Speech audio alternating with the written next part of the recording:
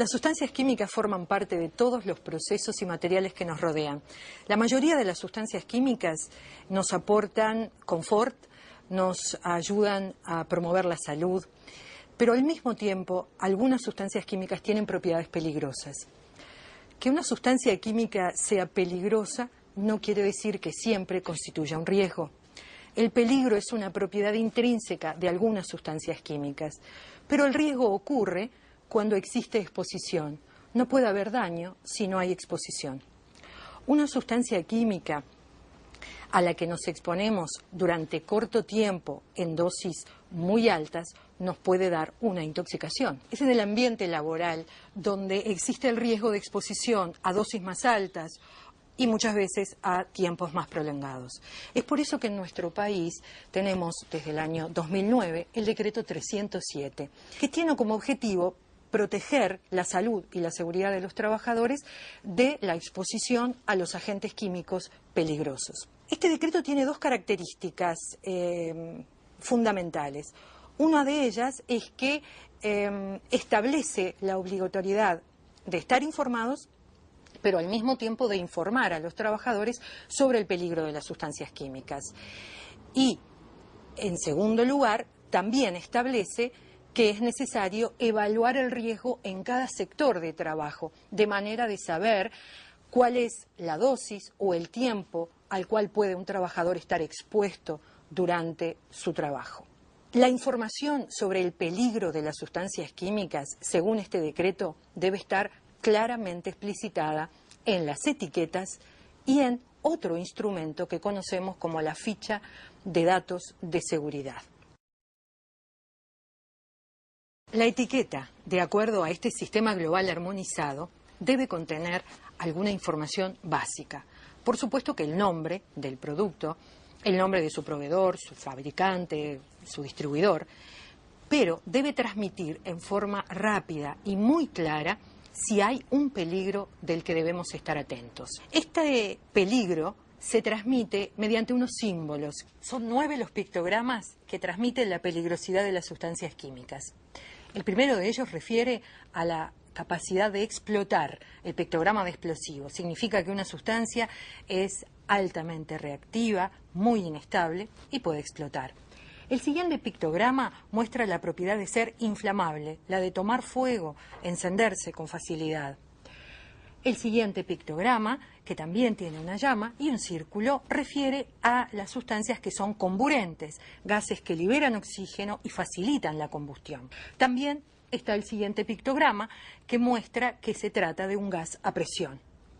El siguiente refiere a la toxicidad aguda, es decir, la peligrosidad de causar un problema de salud en dosis altas en tiempos cortos. El siguiente refiere a los peligros para la salud que derivan de la exposición persistente, prolongada, crónica. El siguiente muestra la propiedad de corrosividad, es decir, de causar lesión de la piel o de los ojos. Luego vemos el pictograma del árbol y el pececito, que refiere a la toxicidad para los organismos acuáticos. Finalmente aparece el pictograma, que es un signo de admiración, que es utilizado en varias situaciones. Cuando una sustancia es tóxica, pero no tanto como para poner el pictograma de la calavera, cuando una sustancia no es corrosiva, pero es irritante, y también cuando una sustancia es peligrosa para la capa de ozono. La etiqueta tendrá además otra información. Va a tener palabras de peligro o de advertencia, y estas palabras son peligro o atención. También tiene frases que identifican el peligro, que nos dan un poquito más de información. Por ejemplo, tóxico en contacto con la piel o aerosol extremadamente inflamable. Al mismo tiempo, en la etiqueta hay frases que implican un consejo de prudencia para evitar el riesgo. Por ejemplo, no comer, beber o fumar en el lugar de trabajo. La ficha de datos de seguridad, que debe acompañar todo producto químico peligroso, tiene información distribuida en 16 secciones. La primera es la que identifica el producto y el proveedor. La segunda es la que transmite rápidamente los peligros que es la misma información que vimos en la etiqueta, los pictogramas de acuerdo a esas diferentes propiedades peligrosas que podría tener la sustancia. El tercer punto es el que nos dice cuáles son los componentes de ese producto. Algunos productos tienen un solo componente, otros productos químicos son una mezcla de componentes y deben estar detallados en la ficha de seguridad o ficha de datos de seguridad.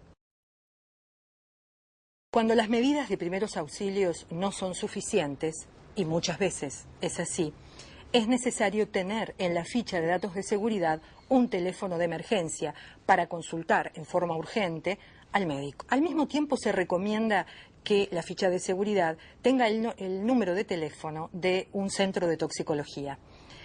Los trabajadores pueden llamar al centro de toxicología para obtener información sobre la sustancia química y el accidente, pero al mismo tiempo los médicos o el equipo de salud que asiste en el caso de accidente puede consultar a un equipo especializado que está de guardia las 24 horas. En nuestro país, el centro de toxicología está situado en el Hospital de Clínicas y un médico de guardia está a las 24 horas al teléfono 1722. La sección 5 se refiere a las medidas de lucha contra incendio, es decir, que establece cuáles son los tipos de medidas para combatir el incendio, por ejemplo, el tipo de extinción, de extintores a utilizar. También refiere a las medidas de protección a utilizar en caso de incendio en el que esté involucrada esa sustancia. Y también incluye la formación de compuestos, de nuevos compuestos, a veces más peligrosos, a partir de la combustión de esa sustancia.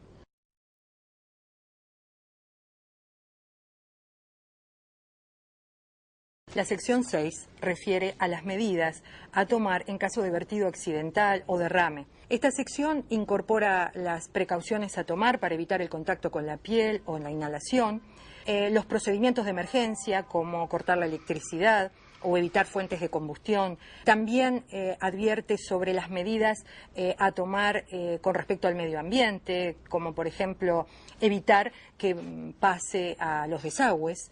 Debe explicitar cómo actuar frente a ese derrame en términos de cómo limpiarlo, cómo contenerlo o con qué material absorberlo. La sección 7 refiere a la manipulación y almacenamiento seguro de las sustancias químicas. Esta sección incorpora información necesaria para evitar justamente los vertidos o los accidentes que comentábamos. Refiere fundamentalmente a las condiciones de almacenamiento y a las medidas de protección que hay que tener durante la manipulación. Con respecto a las condiciones de almacenamiento, lo que intenta evitar es que ocurra una atmósfera explosiva o que la sustancia química pueda inflamarse. Tiende a evitar también que haya reacción entre dos sustancias que son incompatibles o que el efecto corrosivo de alguna de ellas pueda destruir los envases o los materiales que hay en el lugar. También en esta sección 7 de condiciones de almacenamiento seguro se incorporan medidas de prevención para la manipulación. Por ejemplo, aquellos que son corrosivos deben almacenarse en envases apropiados y deben almacenarse lejos de picos de agua porque reaccionan con el agua. Aquellos productos que son inflamables deben estar lejos de fuentes de combustión.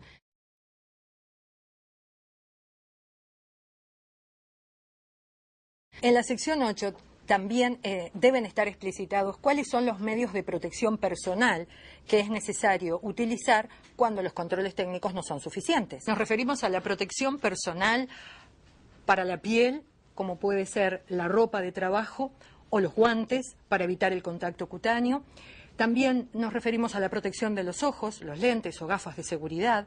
Otro tipo de protección es la protección respiratoria, las máscaras de protección respiratoria y también en algunos casos no debemos olvidar las botas de seguridad. En todos los casos es necesario recordar que la protección personal es la última barrera que nos queda entre el contaminante y el individuo. Con respecto a la protección respiratoria y también con respecto a las otras medidas de protección individual, es importante, si es apropiado aclarar el tipo de material necesario y en el caso de la protección respiratoria el tipo de filtro.